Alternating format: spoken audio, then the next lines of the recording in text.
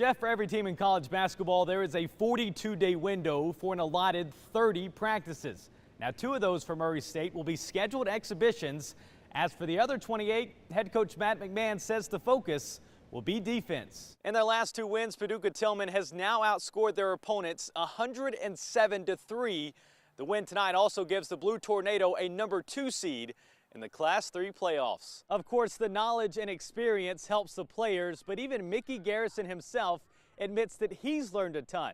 But Dennis Thorell says he's not here to change things, but instead to add some new wrinkles. Now, most weeks McCracken County is worried about fine-tuning their game, but they admit this week with an unconventional opponent, they're spending a little bit more time on Pulaski Academy. Jeff, as you know, Murray State dealt with injuries early and often last season, but G. McGee's obviously the most important for this year's team.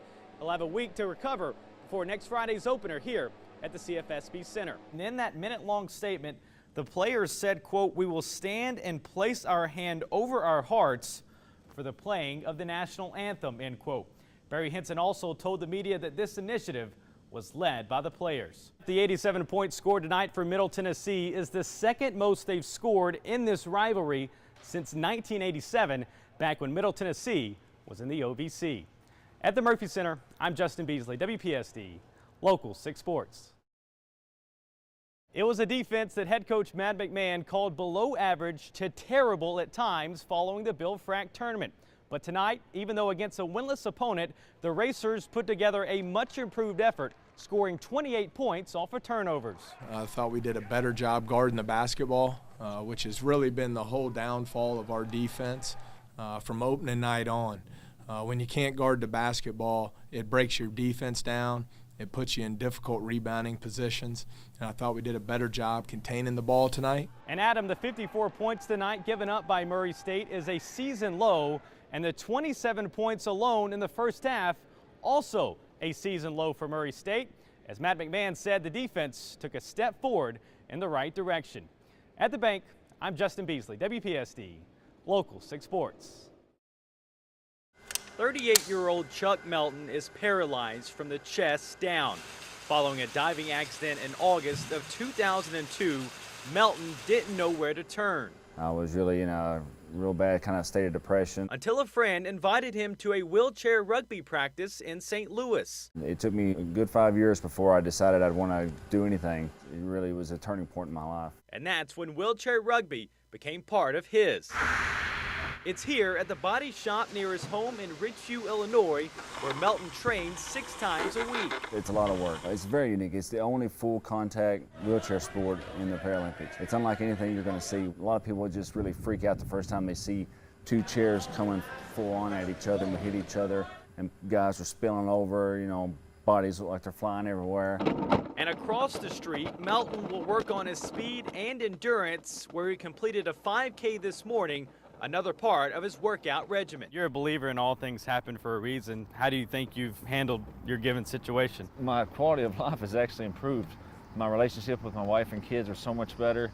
My relationship with my family, it's given me the opportunity to give back. It's been a blessing. And one that Melton hopes will culminate in a Paralympic gold medal. It's still hard to comprehend that I'm going to get to do this. In Centralia, Illinois, I'm Justin Beasley, WPSD, Local 6 Sports.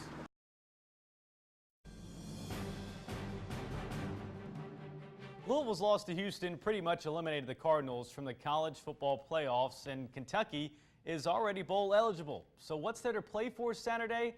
Well, you've got a Heisman Trophy for Lamar Jackson, an Orange Bowl for Louisville, and a chance for Kentucky to end what is now a 5-game losing streak to the Cardinals.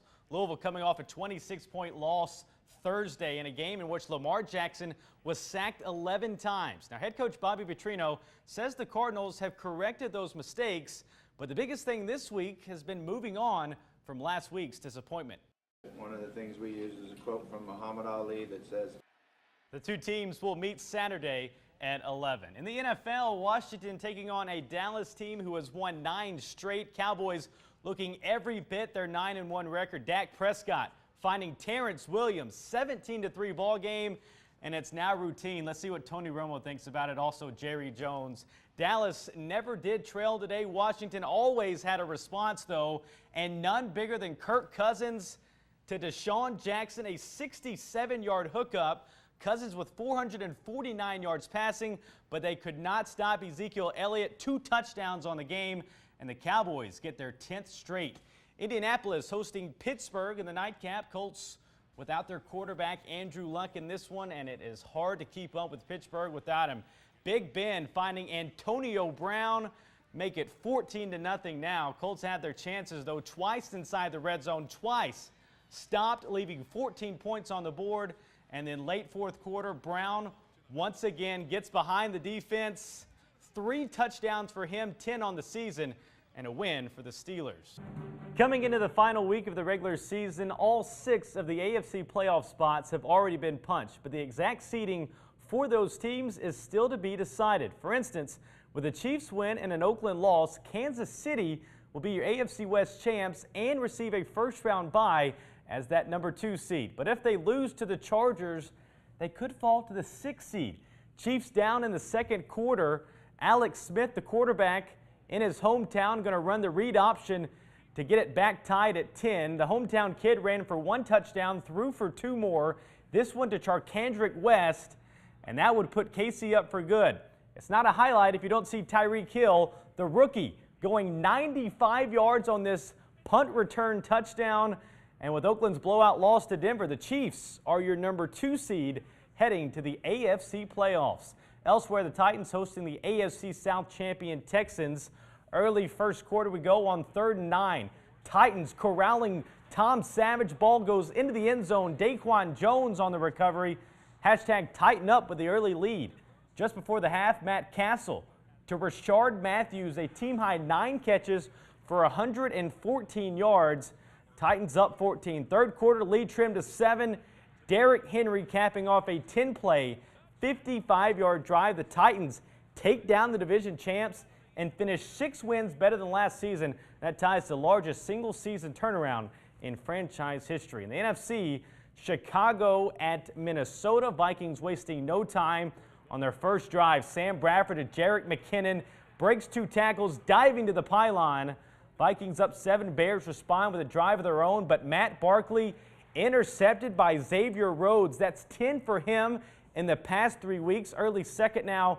Bradford good for 3 first-half touchdowns, and the Vikings get the 38-10 blowout win. Bears finish with just 3 wins all season. They'll have the number 3 pick in the NFL draft.